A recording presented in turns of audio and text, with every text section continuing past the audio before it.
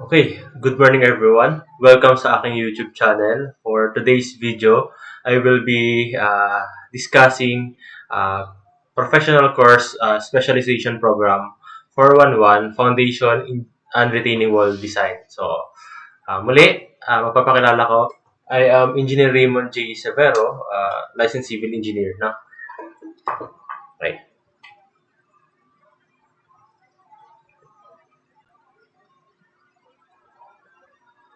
Okay, so for today's video, I will be discussing introduction and orientation on BMGO and syllabus content for the subject PCSP 411 or the foundation and retaining wall design.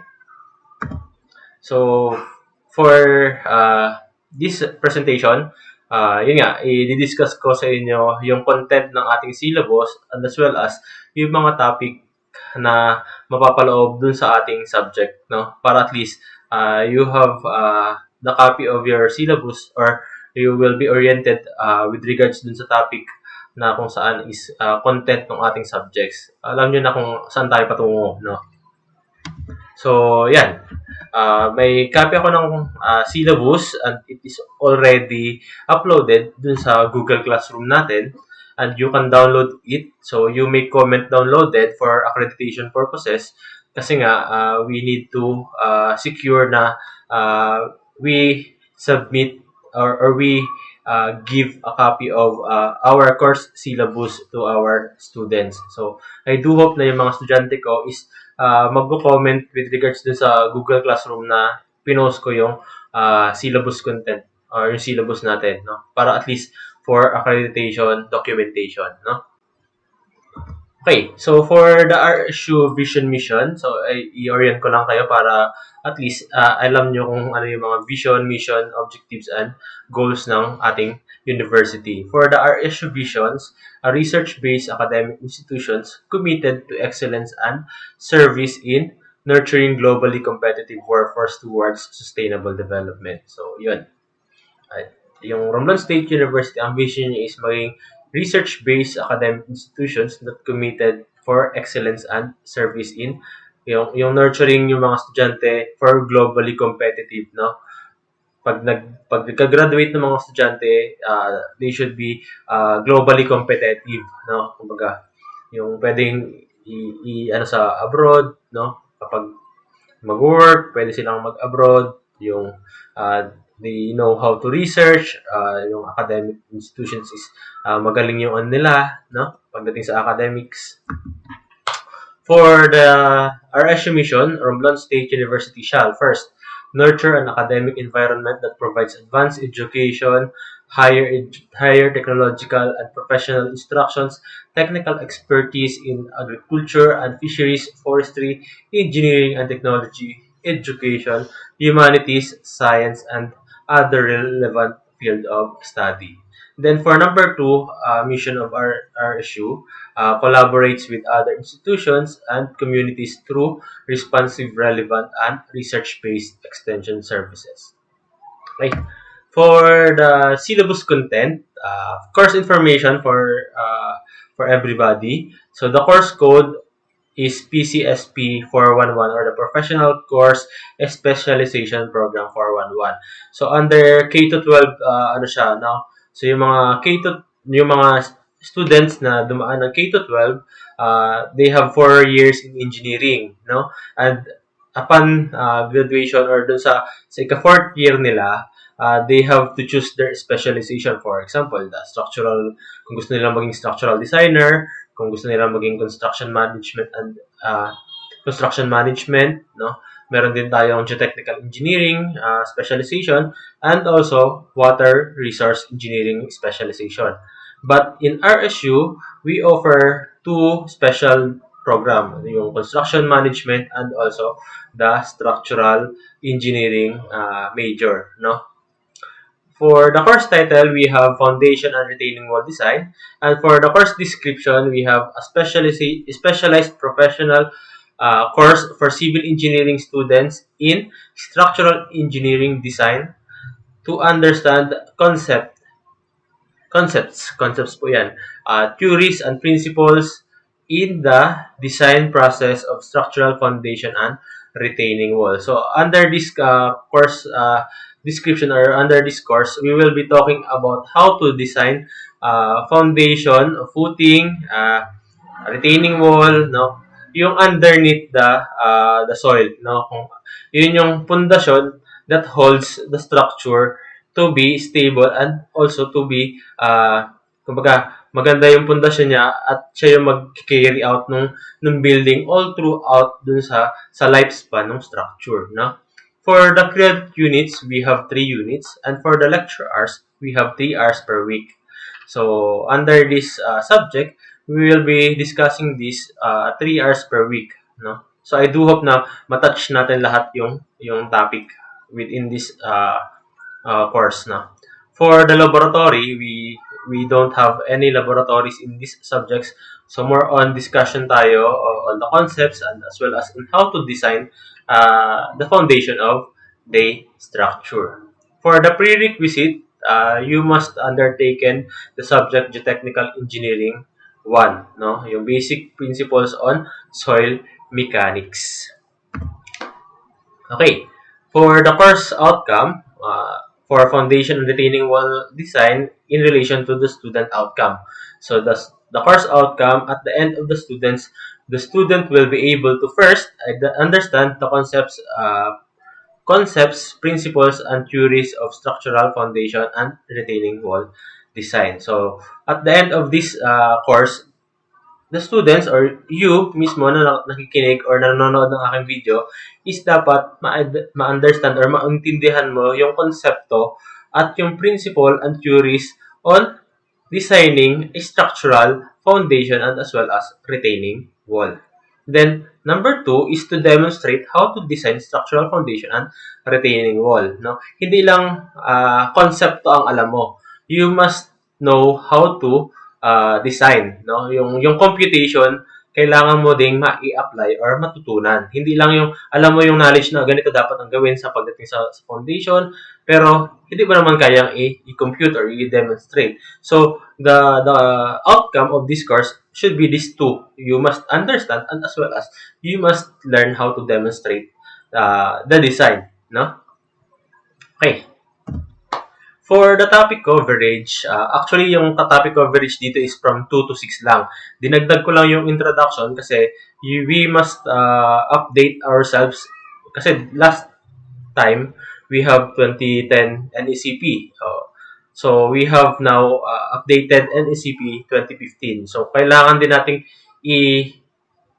kumbaga, ipakita sa inyo kung ano yung mga updates as well as yung mga provisions incorporated to the NSCP 2015 as well as yung mga formulas, mga minimum standards nila na kailangan din nating sundan when it comes in designing foundation engineering, foundation of a structure. Okay, for the topic coverage, we have introductions. Under introduction, we will be discussing NSCP 2015 on earthwork and foundation or footing, no? So all about standards and provisions on foundations in designing a footing. So yun yung introduction. For number 2, we will be discussing spread footing. So sample problems on designing a spread footing. Under spread footing, kasama na dyan yung mga square footing, rectangular footing, no? Wall footing. Then for number 3 topic, we will be discussing strap footing, combined footing, and moat foundation. No? Yung konsepto ng pag-solve ng allowable soil pressure, as well as yung di pala allowable, effective soil pressure, and as well as yung ultimate soil pressure na magagamit natin pagdating sa pag-solve, yung computing the bearing strength as well as yung checking the depth of the footing into shearing and one-way slab and two-way slab, no? Also, we will be discussing pile foundation, no? Once na medyo yung soil capacity or yung soil bearing capacity ng lupa is hindi applicable or medyo maputik or matubig, we will not be using the so-called shallow type of foundation or the spread footing. No, we will be talking about using the piles, no, yung pile foundation. Then for number 5, retaining wall for protections of slopey area. No, yan yung mga retaining walls. Then for sheet pilings is for usually ginagamit yan pag mga uh, nagpe-prevent ng mga flood control, no? We use sheet piles in doing or kumbaga in designing or in constructing a flood control, yung sa mga bridge, and as well as yung mga possible sa mga wall din siya as protection para sa landslide, no? Yung mga sheet pilings na yan na sinasabi. Okay, for the first policy, upon discussion of our subjects, since it is a pandemic and we don't have any time or we cannot have face-to-face classes, the following policies will be implemented during our class discussion. No? First, Google Classroom and Messenger will be used in the course subject. No? So we will be using Google Classroom and as well as Messenger in distributing or in discussion of our topic, as well as yung YouTube, no? Kasi this is a major subject and as well as more on designing, no, computations na kung saan hindi agad-agad ito maintindihan ng estudyante kapag binigyan ng module or binigyan ka ng reference book to read, no. It must be discussed by your professor, no. Number 2, attendance will be maintained through feedbacks, confirmations, and acknowledgement to any activities, announcement, and requirements to be posted. So the students for attendance checking should be attending our discussion in Google Meet or in Google Classroom, or either tuning in or watching dun sa video presentation or upon siguro sa YouTube, no? Nanonood kayo ng YouTube channel ng ating discussion. Then I am using YouTube as a platform also in discussion of this type of subject kasi nga if we will be using Google Classroom or Zoom, tapos yung mga estudyante, especially we are in a province area na rural yung iba, no, na kung saan is mahina ang internet connectivity, hindi naman natin agad-agad mapipilit yung estudyante na mag-in dun sa exact time na tayo ay magkaklase. So may mga estudyante na at the middle of the class pumapasok. So hindi na nila masusundan yung topic kasi nga pag nag-uusap tayo ng design, it is a process, no?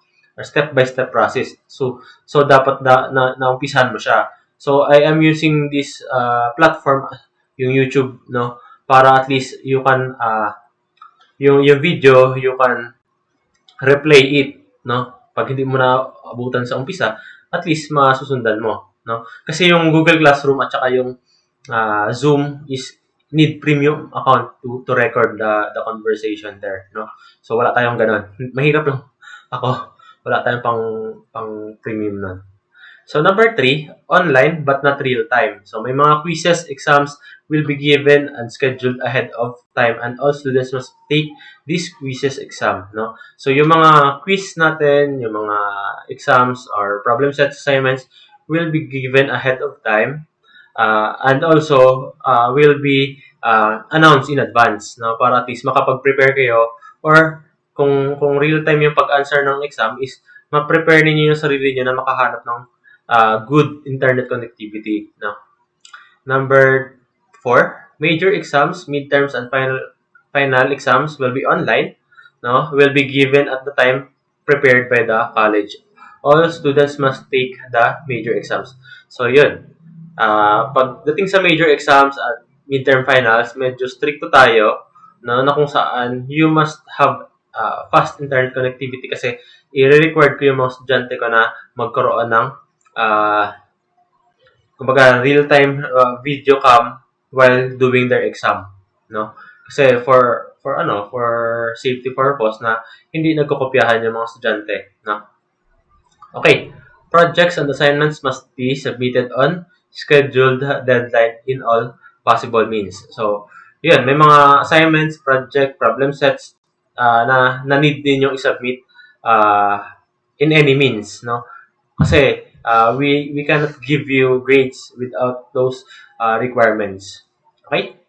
For students, students will be informed of the activities posted in the Google Classroom, Edmodo, or Messenger, or either in the YouTube channel. Now, if the faculty will be giving assignments or any announcements, so the students must be informed through yun nga, Messenger or sa Google Classroom, no? And I always may GC naman kami na ginawa for the students to be well informed or well updated on any activities and happenings with regards to my subjects, no? Okay. Next.